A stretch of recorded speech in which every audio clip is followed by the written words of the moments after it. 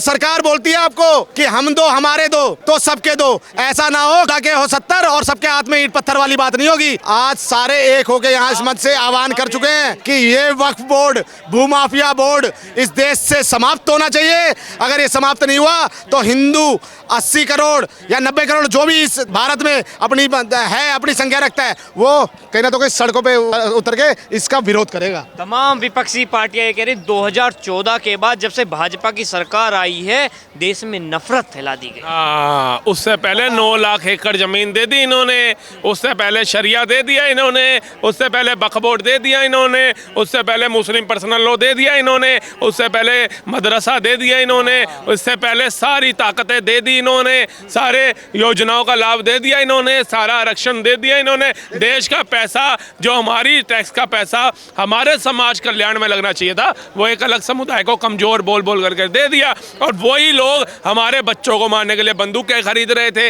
Item bomb खरीद रहे थे। भारत का कोई भी ऐसा राज्य नहीं था जब बम धमाके नहीं कर रहे थे, तिरंगा जला रहे थे, गाय को काट रहे थे। आज 2014 के बाद ना तिरंगा जलाने की किसी की औकात रही, ना हमारी सेना को पत्थर मारने की किसी की औकात रही, ना गाय काटने की किसी की औकात रही, ना बम धमाके करने की किसी की औकात रही, ना सरकारी संस्थाएं जलाने की किसी की औकात रही। आज वो औकात जो खत्म करने का काम किया नरेंद्र मोदी की सरकार ने, वो कहीं ना कहीं विपक्षी सरकारों को चुभ रहा है। कर्नाटका में 1200 एकड़ की जमीन पे वक्फ बोर्ड कहता है हमारी जमीन है। क्यों भाई? उसके बाद पटना में वक्फ ने पटना की जमीन पर दावा ठोका। ठीक है, क्यों भाई? जब तुम्हारे बाप दादा दे के चले गए, दाद दे के चले गए, तो ये कहाँ से दावा ठोक रहे हो? फिर ये देखिए, फिर दिल्ली के 6 प्राचीन मंदिरों पे, दिल्ली के 6 प्राचीन मंदिर पे वक्फ बोर्ड अपना दावा ठोकता है कि ये है। ये जब हमारे देश का हाई कोर्ट ही सुरक्षित नहीं है, इलाहाबाद हाई कोर्ट पे जब वक्फ बोर्ड दावा ठोक सकता है, वो सुप्रीम कोर्ट जा रहा है भैया मुझे बचा ले, मेरे कोर्ट पे दावा ठोक दिया, तो आप अपने मंदिर की, अपने घर की, इनकी बात क्या रखोगे? कौन सुरक्षित करेगा? मैं वही कह रहा हूँ कि देखिए, ये महाराष्ट्र की घटना जिसमें 103 किसानों की जमीन पे, महाराष्ट्र में 300 एकड़ की जमीन पे वक्फ बोर्ड ने अपना दावा ठोक दिया। तो हिंदू संगठनों से यही कहूंगा कि जातिवाद में ना बटे, जात पात की करो विदाई, हिंदू हिंदू भाई भाई, कोई जातिवाद में ना बटे। जातिवाद में बटोगे, जो हमारे बुलडोजर बाबा ने दिए ना कि बटोगे तो कटोगे, एक हो तो सेफ हो, ये नारा कहीं ना तो कहीं जो हिंदुओं के लिए है कि बटोगे तो कटोगे, एक हो तो सेफ हो। आप देखिए, यहाँ पे एक बहन आई हुई थी, जो एक घटना, जिस घटना को सुन के मेरा दिल दहल गया सर। वो ये कहती है कि जब हमारे यहाँ पे मुस्लिमों की तादाद बढ़ने लगी, आज 80 घर वहाँ पे मुसलमानों के हैं और 20 घर हिंदूज के हैं, और कभी हमारे पिछड़वाड़े पे हाथ मारते हैं, कभी हमारे को अभद्र टिप्पणी करते हैं। तो ये जहाँ जहाँ बढ़ेंगे वहाँ वहाँ आपको चारा बना के खाएंगे, क्योंकि उनके उन किताब में कहीं नहीं लिखा हुआ भाईचारा। भाईचारा सिर्फ हमें पढ़ाया गया, सेकुलरिज्म सिर्फ हमें पढ़ाया गया। वो जहाँ जहाँ उनकी तादाद बढ़ेगी वहाँ वहाँ आपको चारा बनाने का काम करेंगे। तो उससे पहले हमारे मंदिर ढक दिए जाते थे, आपको पता है? एक बार राजीव गांधी जी किसी फॉरेन मिनिस्टर को लेकर के आए थे हमारे बनारस के अंदर, तो हमारे मंदिरों को ढक दिया गया था कि मैंने मंदिर नहीं दिखाने। बाहर से कोई विदेशी आता था ना, उसे ताजमहल ले जाते थे। आज हमारे नरेंद्र मोदी जी रकाबगंज गुरुद्वारे में माथा टिकवाने ले जाते हैं, आपको पता है? आज हमारे अक्षरधाम मंदिर वहाँ पे लेकर के जाते हैं। भारत की जो ऐतिहासिक चीज़ें हैं ना, जो इन्होंने बता दिया 7वां अजूबा ताजमहल, वो ताजमहल कभी नहीं हो सकता। जो मजदूरों के हाथ काट के बना दिया गया हो वो कभी अजूबा होगा, वो कभी दिखाने लायक चीज़ होगी। जो अपनी बीबी को बोला बड़ा प्यार करता था शाहजहां मुमताज़ से, और उसकी याद में बनाया, उसके बाद उसी की बेटी से शादी कर ली, वो कोई प्यार की निशानी होगी? प्यार की निशानी देखनी है, जाओ हमारा अटल वो देख करके आओ, राम सेतु, जो प्रभु श्री राम ने मैया सीता को लाने के लिए समुद्र का सीना फाड़ के बना दिया था, वो है प्यार की निशानी। ये दोगले लोग, दोगले नेताओं ने हमारे को एनसीईआरटी में पढ़ाया ही वो, जिससे हमारा माइंड डाइवर्ट हो सके, हम भाईचारे में फंसे रह सकें। आप बताइए, भाईचारा भाईचारा करते करते एक तरफ लालू खा गया चारा और दूसरी तरफ ऐसे लोग खा गए हमें चारा बना करके। धूल चटा दो गिद्धों को जो घर में घुसकर घात करे, और जीभ काट दो कुत्तों की जो हिंदुत्व के खिलाफ बात करें। अगर हिंदुओं की बात, हिंदू तुम्हें नहीं समझ में जो आपने पाकिस्तान मांगा था, उस वहाँ चले जाओ। यहाँ तो भैया हिंदुत्व के समर्थन की बात करोगे तो आप हिंदू को अगर सही से रखोगे तो भैया आपको कलेजे से लगा के रखेगा। कि 2014 के बाद से जो है ऐसा होने लगा। 2014 से पहले हमें पढ़ाया क्या गया? अकबर, बाबर, डाबर, खाबर, ये सब चीजें पढ़ाई गई। लाखों ने लाठियां और हजारों ने गोलियां खाई है। चंद्रशेखर, राजगुरु और भगत सिंह ने अपनी जान गंवाई है, पर कुछ दोगले छाती चौड़ी आज़ादी करके कहते हैं आज़ादी हमने दिलाई है।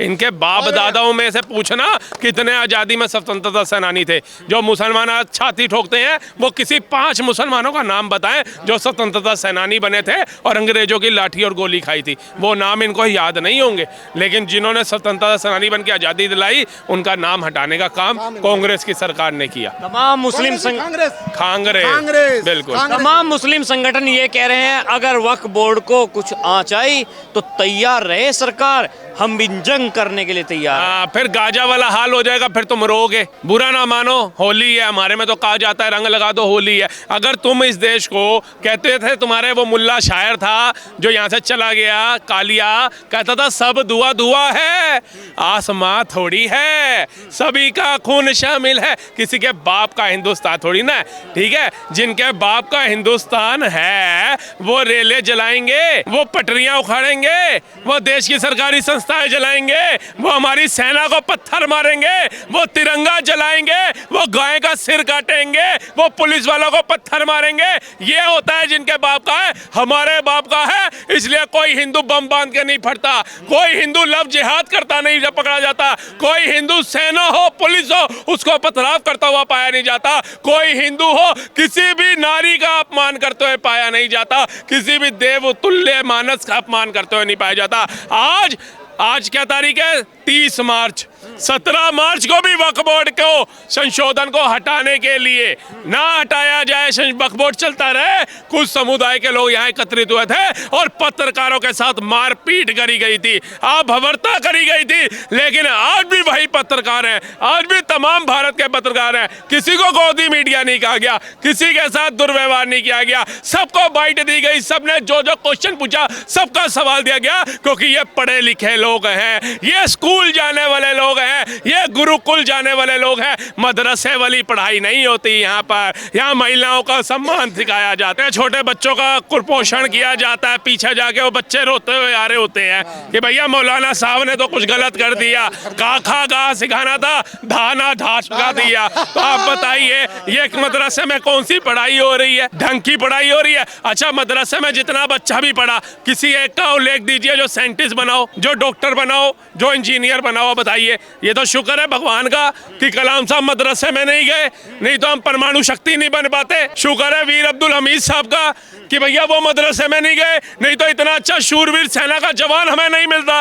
ये तो शुक्र है बिस्मिल्लाह खां साहब का, वो मदरसे नहीं गए, नहीं तो इतनी अच्छी शहनाई बजाने वाले बिस्मिल्लाह खां हमें ना मिलते। देखो, स्कूल में जो है पढ़ाया जाता है और उसके बाद बंदा इंजीनियर बनता है, डॉक्टर बनता है। इंजीनियर बन के जो है 6 महीने साल भर में एक बिल्डिंग बनाता है। और मदरसे में ऐसी कौन सी पढ़ाई होती है सर जो 2 मिनट में उसको बिल्डिंग को उड़ाता है? ये कहीं ना तो कहीं आतंकवाद का जहर से घोलते हैं। अब मैं कहता हूँ इन्होंने एक चाल और चली, जय भीम जय मीम। अब ये हमारे दलित SC ST भाइयों को भड़काने में लगे हुए हैं, ये हमारे जाटव भाइयों को भड़काने में लगे हैं। उन जाटव भाइयों को भी कहना चाहता हूँ कि इनकी सोच क्या है। जो बुत पूजा करता है उसको काफिर मानो। तो अगर तुम भी बाबा साहब की मूर्ति लगा के पूजा करोगे, अगर तुम भी बुद्ध की पूजा करोगे या तुम भी किसी इष्ट की पूजा करोगे तो तुम भी काफिर हो। ये तुम्हारे को टिश्यू पेपर की तरह यूज कर रहे हैं। जैसे कोई चीज खाने के बाद टिश्यू पेपर दिया जाता है, यूज एंड थ्रो। जैसे पानी की बोतल के पीछे मोटे अक्षरों में लिखा होता है यूज